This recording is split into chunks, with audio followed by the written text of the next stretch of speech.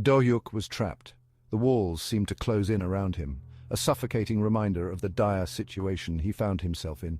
He was surrounded by enemies, each one more menacing than the last, their eyes glinting with malice and intent. Towering moss sloths lumbered towards him, their claws dripping with venom. These creatures were not just a threat, they were a promise of a painful end. Behind them stood the Bermuran soldiers, their eyes filled with hatred. These were not just soldiers, they were warriors driven by a deep-seated vendetta. He was outmatched and outgunned. The odds were stacked against him, a mountain too high to climb, a river too wide to cross. But Do-hyuk refused to give up. His spirit was unyielding, a beacon of hope in the darkest of times. He had faced impossible odds before. Each challenge had only made him stronger, more resilient. This time would be no different. He steeled himself, ready to face whatever came his way. True strength comes from within. It's a force that cannot be measured by mere physical prowess. It's not just about physical power. It's about the mental fortitude, the unbreakable will that drives one to keep going. It's about the will to fight, to adapt, and to overcome.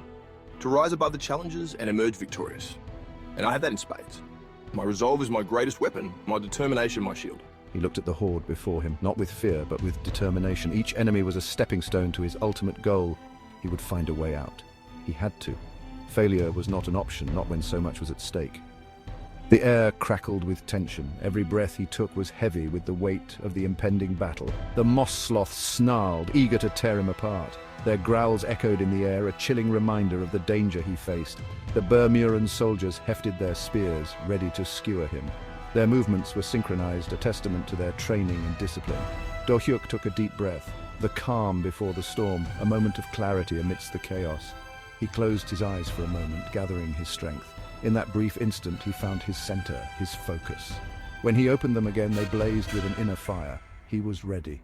Ready to face the onslaught, ready to defy the odds, ready to emerge victorious. The first charge was swift and brutal. The air was thick with the sounds of clashing metal and the roars of monstrous creatures. The battlefield was a chaotic dance of survival. A moss sloth lunged at Do-hyuk, its massive claws aimed at his chest. The creature's eyes burned with a primal fury, its breath hot and rancid. He rolled to the side, narrowly avoiding the attack. The ground beneath him trembled as the beast's claws struck where he had just been. He scrambled to his feet, his heart pounding. Every muscle in his body screamed for rest, but he knew he couldn't afford to stop. He was already on the defensive, his mind racing to find a way out of this dire situation. I can't fight them all head on. There's too many of them, and they're too strong. I have to be smart. I need to think, to use my surroundings to my advantage. I have to use their numbers against them.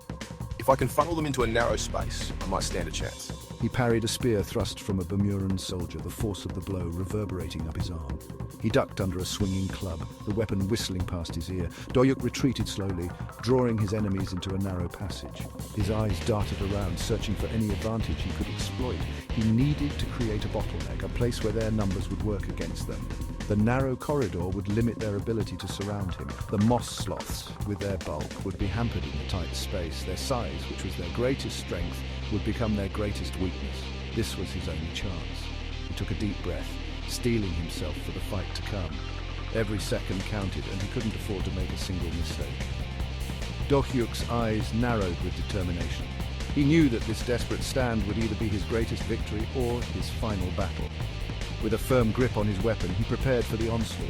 The fate of the battle, and perhaps his very life, hung in the balance. The high priest watched from atop a nearby ridge. He sneered at Do-hyuk's plight.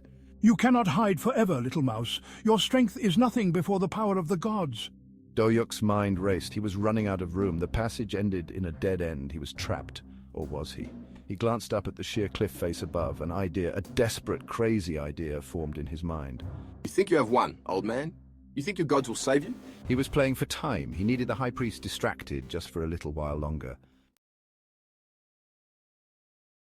"You doubt the power of the gods? You will see their wrath soon enough."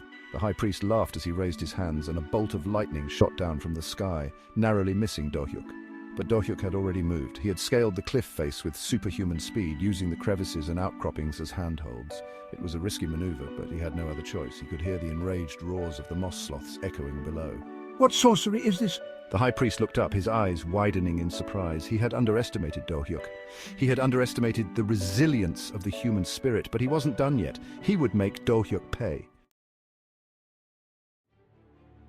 Doryuk reached the top of the cliff. His muscles ached and his breath came in ragged gasps. The climb had been grueling, testing every ounce of his strength and willpower, but he had made it. He stood there, taking in the view, feeling a mix of triumph and exhaustion. He was exhausted, but he couldn't stop now. There was too much at stake. He knew that resting was not an option. The battle was far from over, and he needed to gather his wits and strength for what lay ahead. His mind raced with thoughts of strategy and survival. He needed to find a way to turn the tables. The odds were against him, but he had faced worse before. He had to think, to plan, to outsmart his opponent. Every second counted, and he couldn't afford to waste any. He scanned the area, looking for anything that could give him an advantage. He looked down at the High Priest, who was now within throwing distance. The priest was the source of the enemy's power, and Doryuk knew that taking him out was crucial. The High Priest stood there, confident and seemingly invincible, but Doryuk saw a vulnerability. An idea formed in his mind. It was a long shot, but it was the best chance he had. He needed to act, quickly and decisively. The plan was risky, but the potential reward was worth the danger. He felt a surge of determination. It was a dangerous plan, but it could work. He weighed the risks and benefits, knowing that failure could mean the end. But he had no choice. He had to take the chance. He had to believe in his own abilities and trust that he could pull it off. He picked up a loose rock and hurled it at the High Priest, aiming for his staff. The throw had to be perfect. He focused all his energy and strength into that single action, hoping that it would be enough to make a difference. You call upon the power of the gods? Dohyuk's voice rang out, filled with defiance and challenge. He wanted the High Priest to know that he was not afraid, that he would not back down. This was a battle of wills as much as it was a battle of strength. Let's see how they fare against their own might. His words were a taunt, a challenge to the very gods the High Priest served. Dohyuk was ready to face whatever came next, his resolve unshackable. The rock found its mark, striking the staff with a resounding crack. The impact was immediate and powerful, sending shockwaves through the air. Dohyuk watched as the staff began to splinter. The staff, the conduit of the High Priest's divine power, shattered into 1,000 pieces. Each fragment seemed to carry a piece of the priest's power, now broken and scattered. The destruction was complete and absolute. The air crackled with uncontrolled energy. Sparks flew and the very atmosphere seemed to vibrate with the release of power. It was as if the world itself was reacting to the breaking of the staff.